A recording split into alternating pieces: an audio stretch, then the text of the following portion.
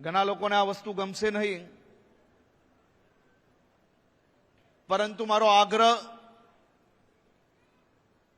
એ સમાજના વિવિધ એવા કામો છે કે જે કામ તરફ આપણી નજર પડવી એ જરૂરત છે.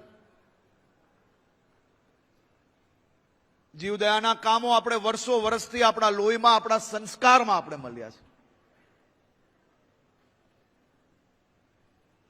દેરાસર આપણા જીર્ણોદ્ધારનું કામ કદાચ દુનિયાની અંદર કોઈ સમાજની અંદર જેટલું કામ નહીં થતું હશે એટલું મોટું કામ આપણા સમાજ દ્વારા થઈ રહ્યું છે. સામાન્ય રીતે સમાજમાં એક ધારણા આવી ગઈ છે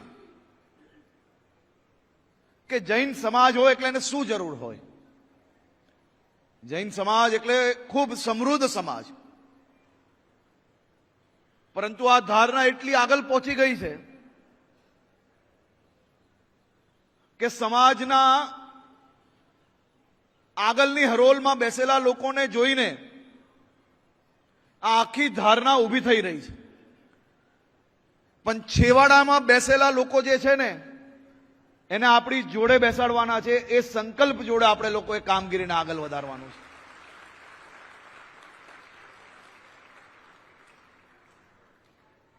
અનેક ટ્રસ્ટો,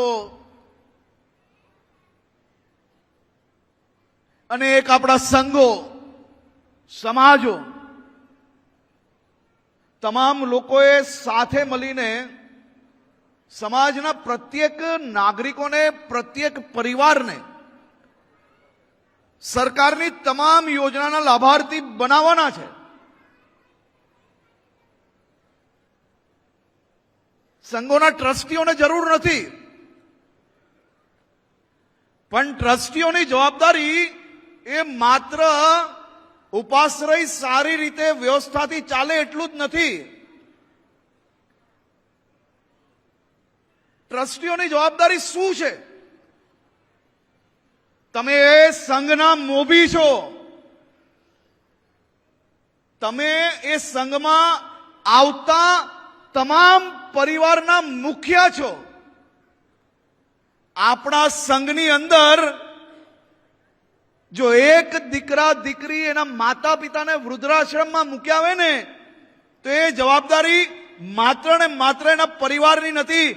સંઘના મોભી તરીકે આપણા સમાજમાં એક બી દીકરો દીકરી એના માતા પિતાને વૃદ્ધાશ્રમ મૂકવાની હિંમત જ કેમ કરે?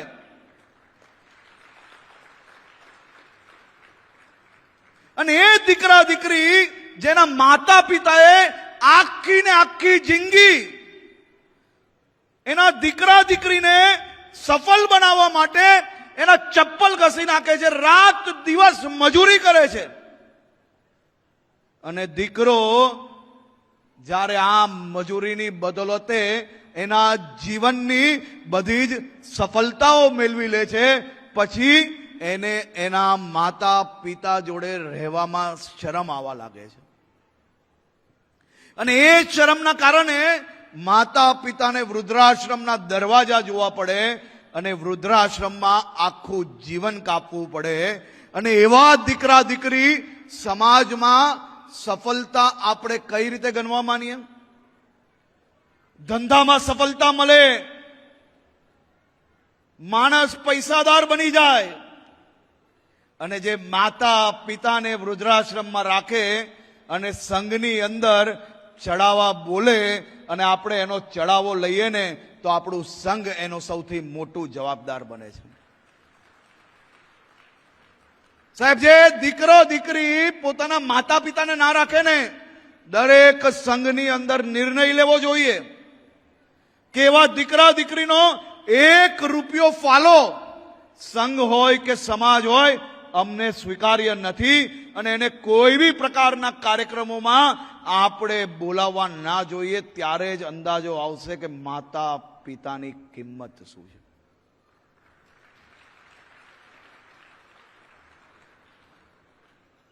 આજે ગુરુમાં અહીંયા હાજર નથી.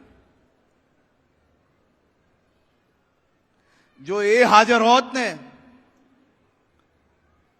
તો મને પાક્કો વિશ્વાસ છે કે કોઈ માતા પિતાને વૃદ્ધાશ્રમે જવા નહીં લેતે. સમાજની અંદર પરિવર્તન લાવવા માટે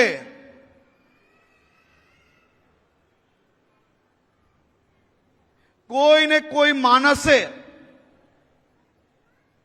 અને કોઈને કોઈ સંઘે આંદોલનકારી કાર્ય કરવું જ પડે. બધા જ લોકોને વાહ વાહ હા હા કે ખુશ રાખવાનું કામ આપણું નથી. આપણું કામ છે સાચી દિશામાં સમાજને લઈ જવાનું. એટલા માટે જ હું આજે હાથ જોડીને આપ સૌ લોકોને વિનંતી કરવા અહીંયા આવ્યો છું.